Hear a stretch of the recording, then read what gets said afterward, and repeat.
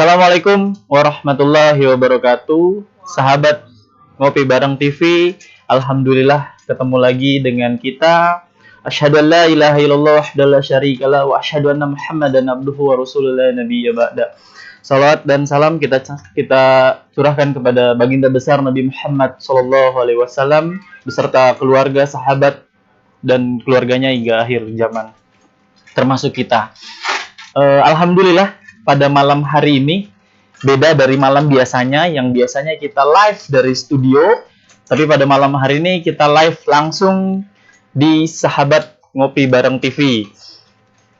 Alhamdulillah di tengah-tengah kita juga sudah ada tokoh kita, pengasuh kajian Sakofah, tokoh milenial pada zamannya, Ustadz Abu Farah. Gimana, sehat? Alhamdulillah. Alhamdulillah sehat. Nih kayaknya pada malam hari ini beda ya, bukan suasananya aja yang berbeda, tapi ternyata bajunya juga berbeda. Biasanya pakai baju koko, pakai baju jubah, hari ini pakai batik. Gimana, Dit? Alhamdulillah, ini dapat dari Pekalongan. Wah, jauh ya? Kalau ini batik Pekalongan. Tapi antum pakai batik, ini jadi terlihat lebih muda. 12 tahun lebih muda ini. 15 kali. 15. Gimana, Tat? Alhamdulillah. Malam hari ini kita masuk episode ke-5. Ya. Apa yang kita mau bahas nih kira-kira, Tat? Insya Allah kita akan membahas Islam, politik, dan spiritual. Falyatafadhal mazkura, Tat. Baik, bismillahirrahmanirrahim. Assalamualaikum warahmatullahi wabarakatuh. Waalaikumsalam warahmatullahi wabarakatuh. Alhamdulillah. Wassalatu wassalamu ala rasulillah. Wala haula wala quwwata illa billah. Amma ba'du. Qala Allah Ta'ala fi kitabil karim, a'udzu billahi minasyaitonir rajim. Wa anzalna ilaikal kitaba tibyana likulli syai' basyira wa nadhira. Shadaqallahul azim. Sahabat Ngopi Bareng TV, alhamdulillah di kesempatan malam hari ini kita ketemu lagi di suasana yang ya seperti biasanya, suasana serius tapi santai. Sambil berbincang-bincang kita akan membahas sesuatu yang lebih menarik untuk kita bahas di acara-acara seperti ini. Yang pertama, ketika kita bicara ngopi bareng, ngaji bareng. Ya. Jadi ngopinya bareng, ngajinya bareng. Juga bareng. Dan belajar bareng-bareng. Belajar bareng-bareng. Dan ketika bicara ngaji, tentunya kita tidak akan lepas dari apa yang kita imani, yang kita yakini, yaitu Islam. Nah, agar kita tidak ketika bicara Islam itu menjadi sesuatu yang utuh, menjadi sesuatu yang sempurna sebagaimana Allah dan Rasul-Nya dimaksudkan dalam hal ini, bahwa salah satu firman-Nya Allah Subhanahu wa taala berfirman, wa anzalna ilaikal kitaba tibyana likulli syai'. Dan telah aku turunkan kepadamu Muhammad kitab tibyana likulli syai', untuk menjelaskan segala sesuatu. Sehingga di dalam Islam itu semuanya tercakup, tidak ada sedikit pun yang tidak ada urusan dengan Islam itu sendiri. Artinya apa? Kita ibadah, kita juga menggunakan aturan Islam. Kemudian kita hidup, bermasyarakat, bermuamalah, bersosialisasi, bergaul, dan seterusnya itu juga harus menggunakan aturan Islam. Nah, kenapa kemudian dikatakan Islam, politik, dan spiritual? Kalau secara spiritual kan kita sudah mafhum ya, biasanya orang ketika bicara spiritual itu tidak lepas dari masalah ibadah. Ya. Jadi betul. Niat kita kepada Allah, ya, menyembah kepada Allah itu seringnya disebutkan sebagai nilai-nilai spiritual gitu. Nah, sekarang bagaimana ketika berbicara masalah politik, tapi politik yang Islami, dengan makna yang sebagaimana politik yang sesungguhnya, atau makna yang bukan hanya sekedar politik yang dipahami oleh masyarakat pada umumnya, tetapi makna politik yang dimaksud oleh makna syar'i atau makna dari politik itu sendiri. Itu. Salah satu sabda Rasulullah Sallallahu Alaihi Wasallam ketika bicara masalah politik itu. Politik itu kan artinya riayatis su'unil ummah, mengurus urusan umat. Nah, dalam sabdanya Rasulullah Sallallahu Alaihi Wasallam pernah bersabda itu, kanat banu Israila tasusuhum al-anbiya. Dulu Bani Israel itu mulai zamannya Nabi Musa dan ke seterusnya, itu kan Bani Israel itu, kanat banu Israila tasusuhum al-anbiya. Bani Israel itu diurus oleh para nabi. Jadi Bani Israel waktu itu Nabi Musa, kemudian Nabi Musa wafat, Bani Israelnya masih berlanjut, kemudian muncul nabi baru yang setelahnya, kemudian nabinya wafat, diurus dengan nabi yang lain. Jadi Rasulullah menyebutkan berkelanjutan. Karena banu Israila tasusum al-anbiya, ulama halakan nabiun wa khulafa'un nabiyun. Jadi ketika nabi itu wafat, maka digantikan oleh nabi berikutnya. Jadi nabinya Bani Israil wafat, kemudian diganti oleh nabi berikutnya. Fa innahu la nabiyya ba'di, kata Rasulullah. Maka sesungguhnya tidak ada nabi setelahku. Tidak ada nabi setelah Rasulullah sallallahu alaihi wasallam. Fasatakunu khulafa'u fayaksur. Dan akan ada khalifah-khalifah yang jumlahnya banyak. Nah, kita ambil yang istilah yang pertama tadi, tasusuhum. Tasusuhum makna politik atau dalam Islam dalam bahasa Arab disebut dengan siyasah. Menjadi kata tasusuhum itu artinya mengurus. Maka ketika Rasulullah itu mengurus umatnya dengan apa? Dengan aturan Islam. Kemudian setelah Rasulullah tidak ada nabi lagi, digantikan khalifah, maka khalifah itu pun mengurus umat dengan Islam itu sendiri. Itu makna politik, bermakna tasusuhum atau mengurus mereka. Jadi awalnya adalah dari para nabi, terus kemudian digantikan setelah nabi, tidak ada nabi lagi setelah Nabi Muhammad SAW, kemudian dilanjutkan oleh para khalifah. Nah, jadi khalifah ini mengatur seluruh kehidupan Islam ya? Mengatur seluruh aspek kehidupan. Sehingga jadi makna politik itu inti dari politik itu kan mengurus. Setiap aktivitas kepengurusan itu bermakna politik. Sebagai contoh misalnya kalau dalam satu kelas saja. Satu kelas itu kan ada siapa yang ketua piket. Kelas gitu ya. Nah, kemudian ketua kelasnya, ada pengurus OSIS-nya, ada nanti yang bagian ini yang menghapus papan tulis itu siapa dan sebagainya. Itu harus diatur.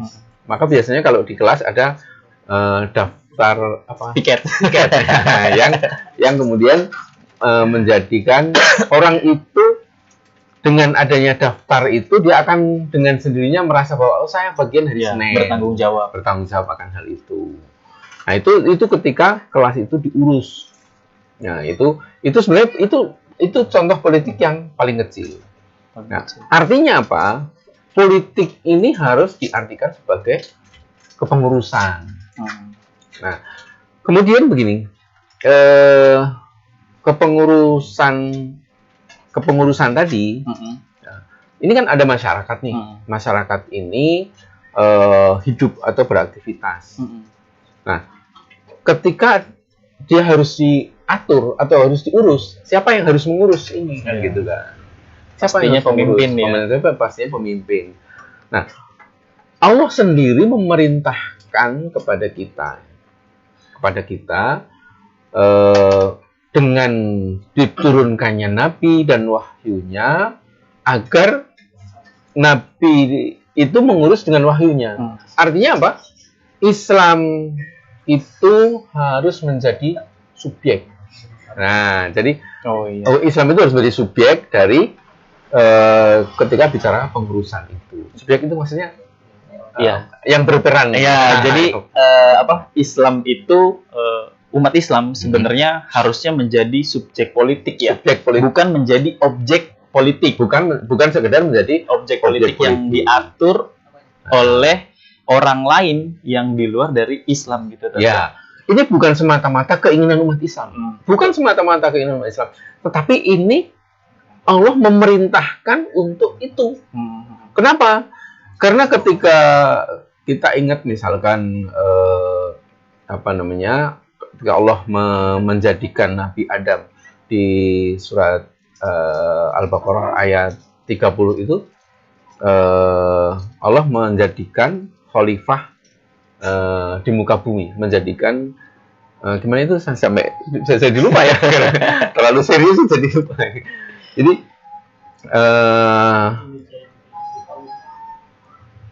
gimana? Jadi wa qala rabbuka lil malaikati inni ja'ilu fil ardi khalifah, ya. Wa qala, dan ingatlah ketika Allah berkata kepada malaikat, inni ja'ilu fil ardi khalifah, sesungguhnya aku akan menjadikan khalifah di muka bumi. Khalifah itu maksudnya apa? Manusia. Ya, waktu itu kan Nabi Adam ya.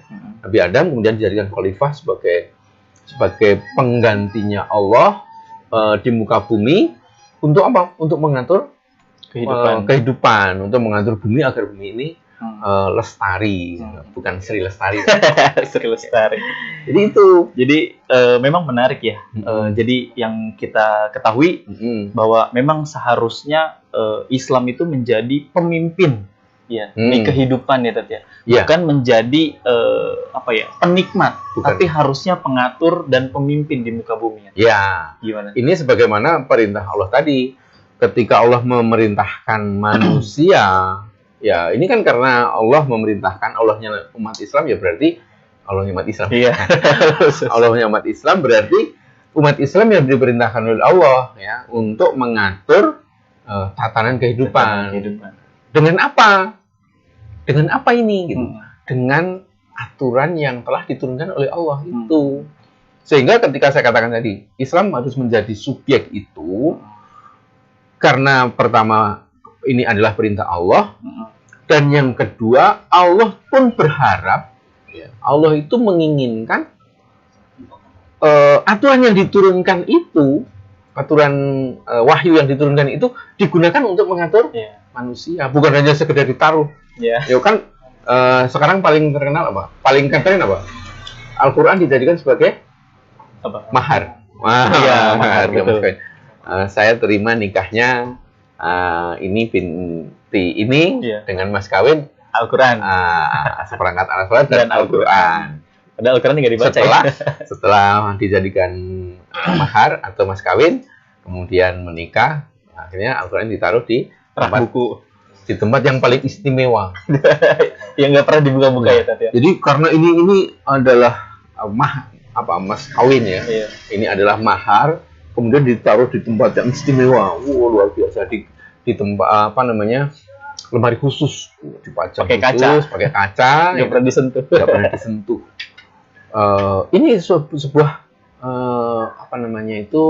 kemunduran ya, sikap yang salah terhadap mas kawin atau terhadap mahar itu. Padahal harusnya ketika Al-Quran dijadikan mas kawin, dijadikan mahar, ya, itu setelah menjadi rumah tangga, dia harus menjalani kehidupan berumah tangga itu sesuai dengan apa yang ada di dalam Al-Quran. Itu dalam rumah tangga kan? Iya. Nah, ketika masyarakat bagaimana? Masyarakat itu ketika Allah memerintahkan, Allah menciptakan alam semesta, termasuk bumi dan isinya juga manusia, itu Allah juga sudah menurunkan wahyu seperti yang tadi. Al-Quran itu agar dijadikan sebagai pedoman, agar dijadikan sebagai sumber dari segala sumber untuk mengatur tatanan kehidupan. Gitu. Insya Allah ya. Baik. Jadi sebenarnya memang masyarakat itu seharusnya sudah dipimpin atau diatur sedemikian rupa di dalam Al-Quran itu sudah 1400 tahun yang lalu ya, Iya. kurang lebih ya. Iya. Tapi faktanya pada saat ini umat Islam itu sangat mundur dari peradaban ya, Tat ya. Iya. Baik dari pendidikan, hukum, muamalah atau dan sebagainya gitu. Nah, sekarang bagaimana dengan hal tersebut? Sebelum ke arah situ, saya ingin coba kasih gambaran lagi nih. Salah satu contoh gambaran. Ada yang pernah dengar biola yang paling mahal? Itu namanya Stradivarius. Yang dulu dipakai di masa-masa Mozart. Ya. Yang penikmat musik klasik biasanya tahu itu. Sekarang biola itu masih ada dan ditaruh di museum yang sangat indah. Nah, itu biola dibuat dengan kayu khusus, dengan cara yang khusus, dia bisa menghasilkan suara yang merdu. Bayangannya kira-kira gimana? Ketika si Stradivarius tadi itu ngelihat biola yang taruh di kaca, kira-kira senang apa sedih? Sedih. Sama halnya dengan ketika Al-Quran yang sudah diturunkan oleh Allah pada Rasulullah agar dijadikan sebagai pedoman hidup, agar dijadikan sebagai tuntunan hidup, kemudian ditaruh di tempat yang suci. Wah, tempat suci loh ini. Istimewa gitu ya. Istimewa maksudnya kayak martabak ya. Jadi orang beranggapan bahwa dengan begitu itu memperlakukan Al-Quran dengan penuh dengan segala kehormatannya. Padahal itu adalah istilahnya itu mengabaikan Al-Quran, sehingga isinya tidak diketahui. Padahal harusnya kan dipelajari, diamalkan untuk diterapkan. Nah, kembali kepada makna politik ya, politik Islam sebagai politik dan spiritual tadi ya. Jadi ketika Islam harus mengatur tatanan kehidupan, kemudian diharapkan Islam dan umat Islam ini menjadi subjek. Umat Islam sudah dibekali. Masih saya ulang-ulang lagi nih. Ini harus saya ulang lagi nih kayak gini nih, supaya terus ingat terus. Umat Islam sudah dibekali yang namanya Al-Quran. Wahyu, ya. Wahyu ini mukjizat kan? Ya. Benar. Mukjizatnya Nabi Muhammad SAW. Apa yang terbayang ketika bicara mukjizat? Kayak apa ya?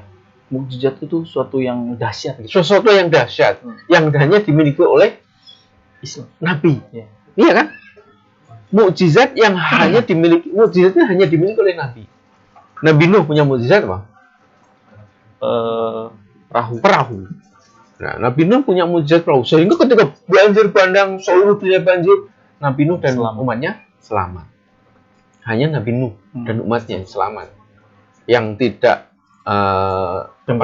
mengikuti tenggelam, akhirnya terkalahkan. Yeah. Nabi Musa punya mukjizat tongkat. Dengan mukjizat itu Nabi Musa bisa membelah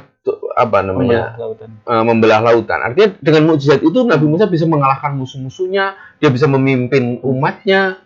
Ketika ada masalah, mukjizat itu bisa menyelesaikan persoalan itu. Nah itu. Nabi Muhammad pun sama. Nabi Muhammad SAW itu mendapatkan mukjizat berupa Al-Quran. Nah, kalau Nabi Nuh, Nabi Musa itu mendapatkan mukjizat disesuaikan dengan kondisi pada masa itu, Nabi Muhammad pun sama. Mukjizat Al-Quran itu disesuaikan dengan kondisi umat pada saat itu yang orang-orang Quraisy pada saat itu suka bermain kata-kata, suka bermain syair. Artinya, kemudian Allah menurunkan mukjizat berupa syair dalam makna firman, dalam makna khusus ya, itu kemudian digunakan oleh Rasulullah untuk mengalahkan mereka. Kemudian Al-Quran itu juga digunakan oleh Rasulullah untuk menyelesaikan persoalan, untuk mengatur umatnya, kan begitu. Nah, hebatnya, mukjizatnya Nabi Muhammad SAW itu ketika Rasulullah wafat, mukjizat itu diwariskan kepada umatnya. Kan beda. Nah, Bani Israel, Nabi Musa wafat, tongkatnya mana? Nggak ada kan? Nggak ada. Nabi Nuh, Perahunya. perahunya nggak ada, katanya ditemukan di Iya. bukit apa itu? Iya. Di Turki itu. Afarat ya. Afarat apa? Nah. Arafat ya. Arafat, Yasir Arafat. Jadi tongkatnya Nabi Musa. Sekarang masih ada orang-orang yang mempercayai bahwa tongkatnya Nabi Musa ada. Padahal dari Itu tongsi sekali. tongsis, bukan tongkat Ali ya. Jadi nabinya wafat, mukjizat hilang. Ketika Rasulullah wafat, mukjizatnya Masih ada. masih ada. Artinya apa? Kalau saya ngatakan ngomong ke orang-orang, kalian itu adalah umat pilihan. Dipilih oleh Allah, dipersiapkan oleh Allah, dipilih oleh Rasulullah untuk siap menerima warisan berupa mukjizat. Masya Allah. Kalau saya katakan bodoh sekali kamu tidak mau menggunakan mukjizat Al-Quran itu, ya kan? Betul. Untuk apa? Untuk menjadikan sebagai pengatur. Kok jadi marah ya? Jadi gitu.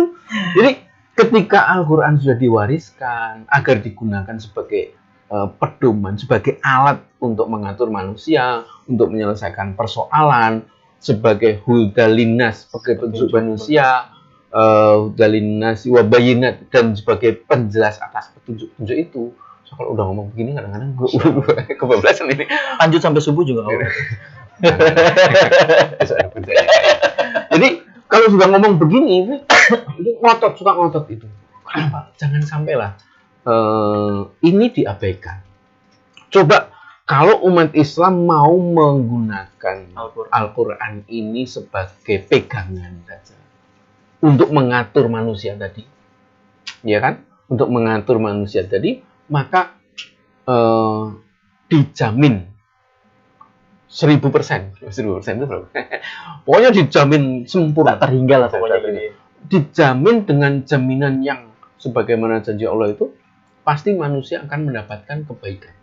Itu bukan hanya sekedar sejahtera makmur, bukan adil, gitu. bukan sekedar itu. Kalau hanya sekedar mencari apa namanya, istilahnya sejahtera, kemudian apa, makmur, itu mah dengan apapun mungkin bisa. Dengan mungkin orang-orang yang tidak menggunakan aturan Islam pun bisa menghalalkan segala cara. Tapi ketika bicara aturan Allah tadi, selain menciptakan kemakmuran, juga diridhoi di dalam hidupnya, diridhoi sampai di akhirat. Di dunia wal akhirat. Gimana? Jadi benar sekali ketika ada orang yang mengatakan, misalkan biasa di mukotimah ketika sholat Jumat, mau ceramah, mau apa, alhamdulillah kita bersyukur kepada Allah atas nikmat iman dan Islam, adalah nikmat yang paling besar, misalkan gitu. Kenapa dikatakan itu? Ya. Kenapa nikmat iman dan Islam dikatakan sebagai nikmat yang paling besar? Karena nikmat iman dan Islam itu bisa dirasakan baik di dunia maupun di akhirat. Ya, gitu kan? Nah, sekarang tinggal bagaimana ketika bicara politik, berarti kita urusan dunia. Bagaimana kita bisa menikmati Islam di dunia? Nah, itu. Bagaimana kita akan bisa menikmati Islam di dunia? Lagi-lagi kembali harus menjadi subjek. Itu loh maksud saya. Ya, kalau sudah juga. Tapi kalau misalnya dengan fakta kondisi saat ini, memang umat Islam itu masih menjadi objek, menjadi objek, menjadi permainan dari sistem saat ini. Ini tidak lepas yang bicara, kalau sudah begini berarti bicara masalah siapa yang menjadi subjek sekarang. Siapa yang menjadi subjek sekarang ini, dia bisa mengendalikan, dia bisa menerapkan aturan yang dia miliki, yang dia yakini bahwa itu bisa digunakan untuk mengatur. Itu berarti kita tidak lepas dari masalah ideologi. Nah, ideologi, kalau bicara ideologi biasanya orang-orang, oh ini pembahasan tingkat tinggi, Iya. tingkat dewa. Padahal 2019, padahal- 2020. Padahal yang ngebahasnya aja, aduh. Sebenarnya gini, ketika bicara Islam politik dan spiritual memang tidak akan lepas dari Islam sebagai Iya. ideologi. Ideologi. Apa sih yang dimaksud dengan ideologi? Nah, ideologi itu makna apa namanya makna syar'inya. Makna syar'inya itu dijelaskan oleh seorang ulama, definisi mabda. Definisi mabda atau ideologi itu adalah aqidatun aqliyatun yang basiku anha nizam. Keren ya. Jadi akidah akliyah yang dengan akidah itu yang basiku anha nizam, lahir atau turunlah aturan atau sistem. Jadi akidah Islam yang kita yakini ini, dengan akidah itu maka lahirlah sistem atau Iya. aturan. Aturan. Maka di sini ada 3 ideologi. Yang pertama, kalau bicara akidah Islam, berarti dia meyakini Allah sebagai zat yang disembah. Kemudian akidahnya Islam itu, kemudian dengan akidah itu meyakini bahwa Islam itu memiliki aturan, sehingga aturan yang dari Islam ini turun kemudian diterapkan. Ini mabda. Nah, yang kedua ini ada ideologi. Dia meyakini Tuhan, dia meyakini agama. Islamnya oke lah misalkan gitu. Bicara Islam ya nggak masalah, saya juga. Tapi dia tidak menjadikan mabda Islamnya, hanya sebagai ritual, belum atau spiritual tadi, bukan masuk ke dunia politik. Sehingga dia meyakini Islam sebagai spiritualnya, maka dia ketika ibadah menjalankan ibadah Islam dengan sungguh-sungguh, khusyuk, lebih khusyuk. Kemudian dalam hal bertingkah laku juga dia sudah menggunakan Islam. Tetapi ketika bicara sistem atau bicara nizam tadi kan, dia tidak sampai untuk meraih menggapai ke sana gitu. Karena kalau yang namanya sistem itu kan saling terkait. Ada politik, ekonomi, sosial, budaya, pendidikan, hukum dan seterusnya. Sehingga yang kedua tadi hanya meyakini Islam sebagai spiritual. Ibadahnya oke, masyarakatnya udahlah cari yang lain gitu. Alasannya apa? Disesuaikan dengan keadaan kondisi masyarakat. Nah, bagaimana ini kondisi masyarakat itu? Kondisi masyarakat itu ketika sudah dikuasai oleh orang di luar Islam, dia memiliki kepentingan. Jadi tadi sebenarnya kalau saya katakan ini sekularisme ya. Sekular itu memisahkan agama dari kehidupan, sehingga agamanya masuk, kehidupannya di luar. Nah, sekuler ini kemudian berkembang menjadi, kan gini, orang sekuler memisahkan agama dari kehidupan, masyarakat diatur oleh orang-orang. Nah, ketika mengatur tadi, yang menjadi subjek adalah orang-orang yang memiliki kepentingan terhadap urusan dunia, ya kan? Orang-orang yang memegang kendali itu adalah orang-orang yang memiliki kepentingan terhadap dunia. Dia memiliki kekuatan, ya, baik kekuatan fisik maupun kekuatan modal. Sehingga ketika dia menjadi subjek tadi, berkuasa kan? Berkuasa, memimpin. Nah, maka terserah gue. Tergantung kepentingannya. Tergantung kepentingannya. Jadi kalau misalnya kepentingannya, manfaatnya itu memenangkan diri sendiri atau kelompok, ya jalan terus. Nah, ketika bicara tergantung kepentingannya, tergantung kelompoknya. Ini kelompok yang ini kemudian dia berafiliasi. Iya, berafiliasi menjadi satu kelompok. Ya, kita bikin aturan untuk mengatur mereka. Iya. Nah, kelompok inilah orang-orang yang memiliki modal. Itulah yang disebut dengan kapital. Iya. Sehingga mabda yang kedua tadi disebut dengan mabda kapitalisme. Kapitalisme adalah mabda yang yang dikendalikan oleh para pemilik modal gitu ya. Jadi untuk merubah ya Tat ya. Untuk merubah dari objek menjadi subjek itu berarti asasnya adalah akidah Islam ya. Dasarnya akidah Islam. Dan yang perlu diperhatikan adalah masyarakat itu harus memiliki wa'yun syasi. Ya. Apa itu wa'yun syasi? Adalah kesadaran politik. Nah, cuman persoalannya adalah sekarang ketika bicara masalah politik itu seringnya ini urusan dengan 2020. 2020. Yes. Bukan 1924 ya. 2024. Berarti apa? Memilih pemimpin presiden. Kemudian memilih anggota dewan, membuat partai. Kalau hanya sebatas itu politik apa? Politik cemen. Politik ecek-ecek. Saya kata. Itu politik itu hal yang sepele. Masalah 2024, masalah anggota dewan, masalah partai yang dibentuk, masalah kuota dan itu kursi. Masalah kursi itu kita aja nggak rebutan kursi nih masing-masing. Itu masalah sepele yang sudah berulang-ulang.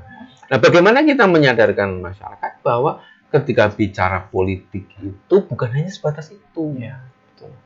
Jadi politik itu luas.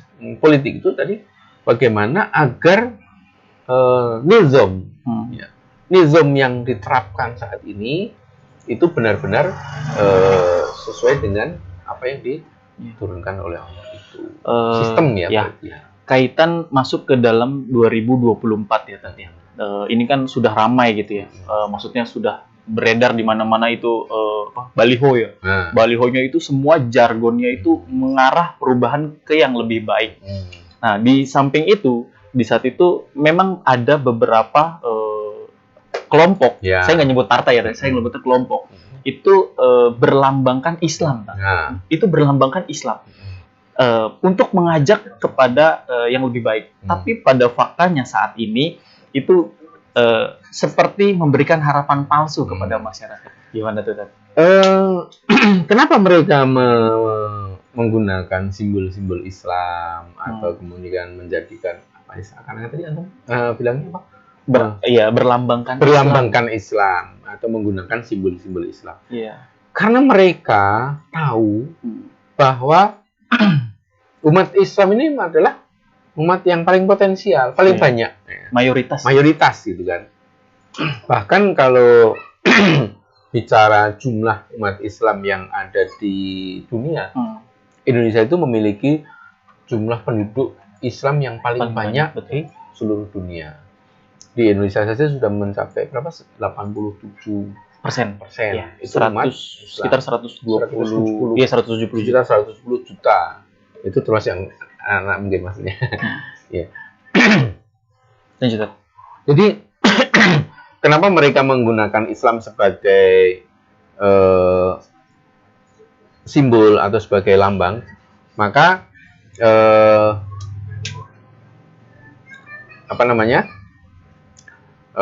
karena mereka melihat umat Islam sesuatu yang sangat potensial untuk digarap.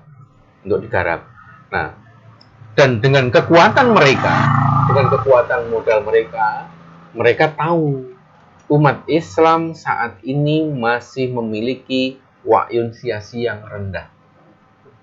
Iya. Nah, sangat rendah. Wa'yun siyasi, kesadaran politik yang rendah.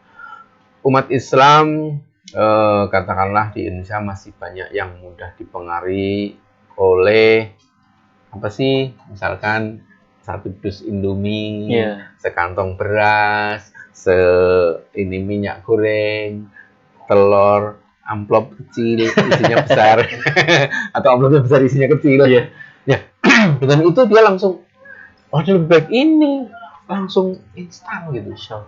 Nah, mereka tidak menyadari dampak setelahnya, Iya. dampak setelah itu.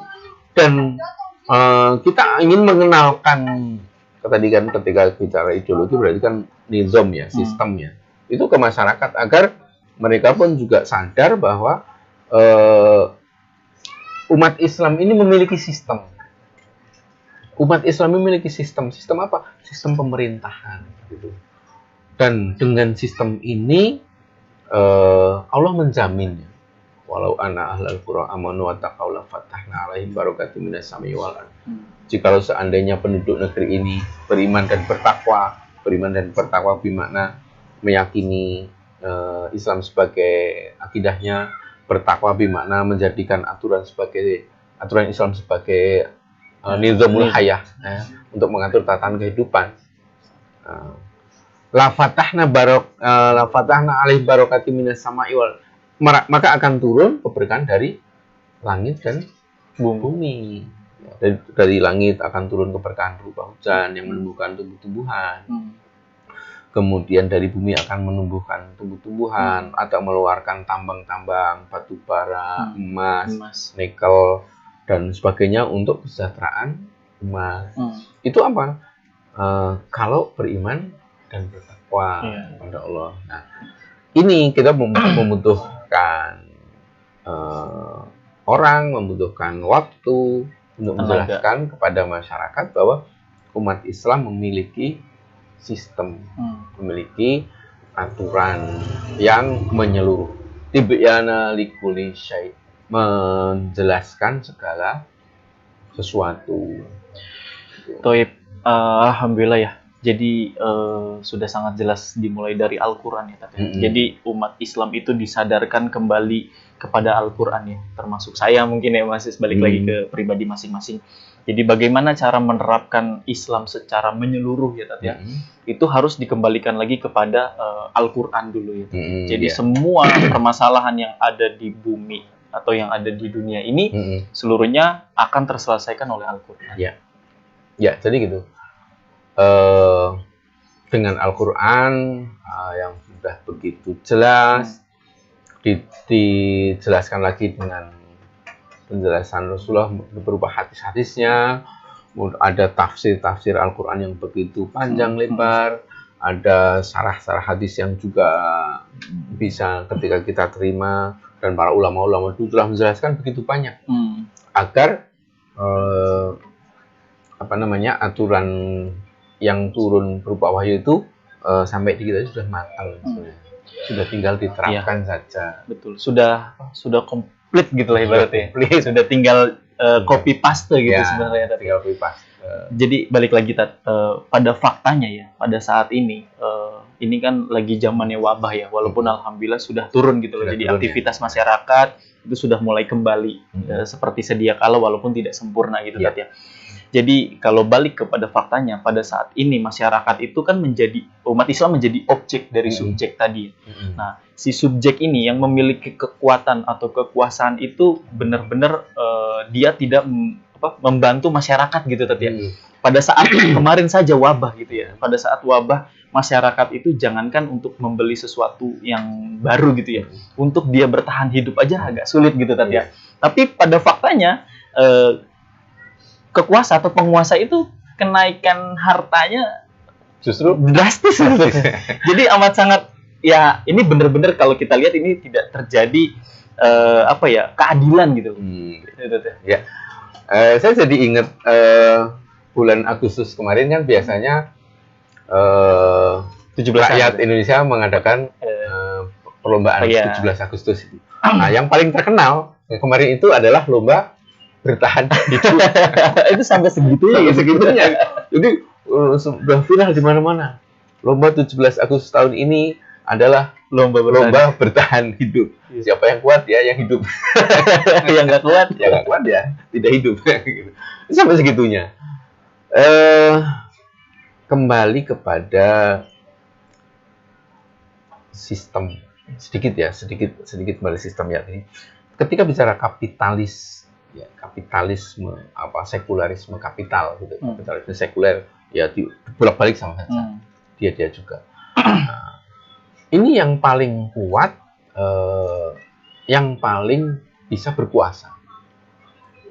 Kalau tahun berapa itu? Sekitar tahun 80-an mungkin. Roma Irama. Saya belum lahir. Yang kaya makin kaya, yang miskin makin miskin.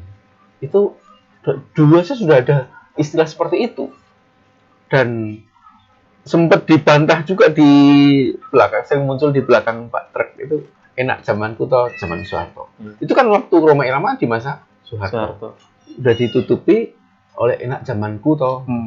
Dulu saja sudah yang kaya makin kaya, yang miskin makin miskin. Apalagi yang sekarang sudah tidak ada yang enak. Ketika pejabat di masa pandemi kekayaannya meningkat drastis, luar biasa. Dalam waktu 4 atau 6 sekitar kurang lebih 1 tahun lah. Belum ada setahun sudah meningkat sampai 10 miliar. Masya Allah, luar biasa. Itu baru 1 orang. Iya. Belum yang lain-lain. Kemudian ketika nanti ini enggak, ini kan kita baca berita ya. Berita. Faktanya ada kok. Jadi ada ya pernyataan-pernyataan yang model-model seperti itu. Kenapa bisa terjadi? Karena kalau saya katakan mereka tidak ada kesungguhan, tidak ada keseriusan dalam mengurus rakyat. Mereka menjadi subjek politik itu politik oportunis, bukan oportunis ya. Oportunis. Politik yang sekedar mengambil peluang. Waktu belum menjadi dia vokal, banyak melakukan kritik. Begitu tarik, ada peluang, dia justru di situ. Betapa banyak orang-orang yang ketika dulunya itu berani melakukan kritik, ketika ditarik sudah dijadikan sebagai salah satu bagian dari pemerintahan, kemudian apa namanya itu komisaris komisaris langsung diem. Udah yang penting dapat ini dan seterusnya. Kemarin sempat muncul juga di anggota dewan, gajinya setahun berapa? 1,2 itu fantastis loh. 4,2 fantastis ya. Miliar dalam yang perempuan itu tadi yang membongkar gaji, bongkar anggota dewan bukan sendiri, membuka kondisi diri sendiri. Kalau dalam waktu setahun gajinya bisa mencapai 4,2 miliar. Padahal ketika bicara rakyat miskin itu satu orang itu sekitar berapa sih? 200.000 ya kalau tidak salah, atau 200.000 yang dinyatakan miskin itu yang penghasilannya sekitar di bawah 11.000 per hari per orang. 11.000 per hari per orang berarti kalau kali 30 kali 30 berarti cuman berapa? 300. Di bawah itu 300 baru dikatakan miskin. Nah, padahal untuk bisa memenuhi kebutuhan itu minimal itu satu orang paling tidak 1 bulan itu menghabiskan biaya mungkin sekitar 1 juta sampai 1.500.000. Nah, ini kondisi masyarakat yang miskin itu 300.000 sebulan. Sementara yang tadi berapa? Kalau 4,2 berarti sekitar 350 juta sebulan. Betapa jauh kesenjangan ini. Dan mereka dengan bangganya, dengan PD-nya menyampaikan itu, berlomba-lomba untuk menjadi wakilnya, sehingga ya begitulah. Ada faktanya, Masya Allah banget ya. Jadi begitu ya, kalau misalnya memang kita tidak berasaskan akidah Islam ya Tati. Jadi semuanya asal terabas, semuanya asal, yang penting Bapak senang. Yang penting Bapak senang, yang penting. Jadi kemarin sempat ada yang saya sempat lihat di sosial media ya Tati. Contohnya keadilan. Kita tadi sempat ngebahas keadilan ya. Ada yang bilang gini, saya mau cari keadilan gitu. cari keadilan sana di TPU. Kenapa di bisa begitu? TPU? Ya, kenapa? Karena keadilan sudah lama mati. Insyaallah ya Tat. Ya Allah. Iya. Ya, kena COVID. Keadilan mati. Jadi terakhir ya Tat ya. Dengan itu semua yang tadi antum sampaikan, bagaimana caranya agar kita kembali kepada rules gitu kan. Jadi kesalahan-kesalahan yang tadi penguasa memberikan jargon perubahan yang lebih baik, tapi faktanya tidak terjadi. Jadi ada indikator-indikator yang menjadi kesalahan hingga membuat masyarakat itu seperti diberi harapan palsu. Nah, kedepannya seperti apa agar kita bisa lebih baik gitu ya. Lagi saya ulangi terkait dengan pentingnya memberikan wa'yun siasi kepada masyarakat, kesadaran politik. Jangan kemudian itu menganggap tabu bicara politik. Hatta di masjid sekalipun. Jadi kalau di masjid itu memang tempat ibadah, tapi jangan kemudian tabu ketika bicara politik. Tapi harus digarisbawahi, politik bermakna ri'ayati su'unil ummah. Jadi masjid itu menjadi pusat atau masjid sentral bagaimana mengurus umat di lingkungan masjid. Itu memberikan kesadaran terhadap itu. Masyarakat pun juga harus mengetahui bahwa makna politik itu bukan hanya sekedar pembentukan partai, menjadi anggota dewan, meraih kekuasaan yang oportunis tadi, opor sama tumis, oportunis harus dirubah dengan makna mengurusi masalah urusan umat. Itu makna politik yang sesungguhnya. Dan masyarakat itu ini sok gurih masyarakat nggak apa ya? Karena kita belajar sih. Ini rata-rata yang di sini jomblo kan. Jadi masyarakat ini dipahamkan tentang mabda atau politik Islam bermakna mabda, bermakna mabda atau ideologi. Karena dengan memiliki ideologi Islam, menjadikan Islam sebagai sumber dari segala sumber hukum, Islam menjadi nizamul hayah atau sistem kehidupan, baik di diri sendiri, keluarga, masyarakat, ya. Ini maka harus itu disadarkan kepada masyarakat, umat Islam khususnya, bahwa kalian itu memiliki potensi, baik potensi diri maupun potensi wahyu. Ada sarana yang dari wahyu gitu. Kita memiliki keimanan, kita memiliki akidah yang kokoh, sahih, kuat. Qatil insan bi khuluqihi bi nafsihi wa bi ghairihi. Islam itu adalah din atau aturan yang diturunkan oleh Allah kepada Nabi Muhammad litangzimi ala qatil insan, untuk mengatur hubungan manusia bi khuluqihi dengan sang pencipta yang lainnya. Aturan itu semua tercakup dalam wahyu yang diturunkan oleh Allah, itu baik Al-Quran maupun Sunnah. Dan dengan itu maka kita akan memahami ajaran Islam secara menyeluruh. Insya Allah seperti itu. Insya Allah, alhamdulillah, Taib. Jadi memberikan kita wawasan, memberikan kita angin segar lah gitu. Jadi yang sudah disampaikan oleh Ustadz Abu Farah sudah sangat jelas dan undur diri Tat ya. Apabila kita ada kesalahan dalam tutur kata atau sikap, jadi kita mohon dimaafkan. Subscribe untuk sahabat Ngopi Bareng TV, sehingga subscribe kan gratis ya Tat ya. Jadi dapat informasi-informasi terupdate daripada kita gitu loh. Kita tutup dengan doa kafaratul majelis. Subhanakallah bihamdika asyhadu an la ilaha illa anta astaghfiruka wa atubu ilaik. Akhirul kalam billahi taufiq wal hidayah. Wassalamualaikum